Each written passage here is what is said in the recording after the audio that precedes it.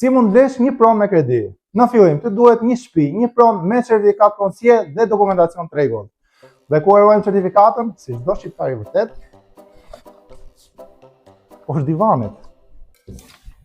Merr certifikatën e pronësisë. Kjo është certifikata e pronës. Merr certifikatën e pronësisë dhe letrat e tjera dhe ja dorëzon bankës.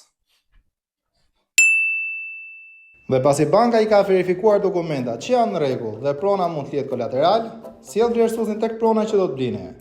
Fillimisht banka shikon referencën e zonës dhe çmimin e tregut sipas rastit. Shikon gjendjen e pallatit, metrat bruto dhe neto, gjendjen e apartamentit dhe në shumicën e rasteve mobilimin nuk e merr përbazë. Pasi ka bërë vlerësimin e pronës, bën dhe vlerësimin tuaj për të ardhurat e tua, koston sa mund t'ju dali dhe nëse ju e përballoni dot ose jo.